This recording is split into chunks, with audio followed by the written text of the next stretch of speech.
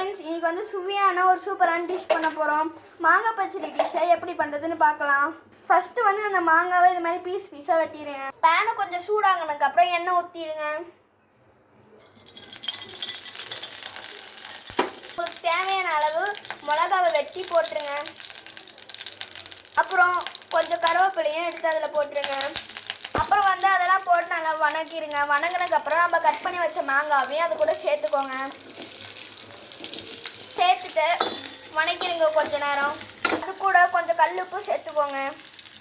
நம்மளுக்கு கலர் வர்றதுக்காக நம்ம வந்து காஷ்மீர் சில்லி பவுடர் ஆட் பண்ணுறோம். உங்களுக்கு தேவையான அளவு ஆட் பண்ணிக்கோங்க.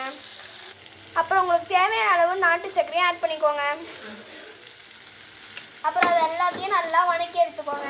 அப்புறம் வந்து தேவையான அளவு தண்ணி ஆட் பண்ணிக்கோங்க. அதெல்லாம் நல்லா மிக்ஸ் பண்ணிடுங்க. ஸோ நீங்கள் வந்து தண்ணி ஆட் பண்ணுறப்போ உங்களுக்கு வந்து தண்ணி மாதிரி தான் இருக்கும். நீங்கள் நல்லா கொதிக்க விட்டதுக்கப்புறம் நல்லா கெட்டி ஆனதுக்கப்புறம் தான் நீங்கள் வந்து டேஸ்ட் பண்ணணும். அவ்வளோதான் ஃப்ரெண்ட்ஸ். இது மாதிரி நல்லா கெட்டியானதுக்கப்புறம் நீங்கள் ஸ்டவ் ஆஃப் பண்ணிக்கலாம். இதை நீங்கள் வந்து தயிர் சாதத்துக்கு தொட்டுக்க கூட யூஸ் பண்ணிக்கலாம். அப்புறம் நீங்கள் வந்து ஒயிட் ரைஸ்க்கு வந்து நீங்கள் வந்து நல்லா பிசைஞ்சு கூட சாப்பிட்டுக்கலாம்.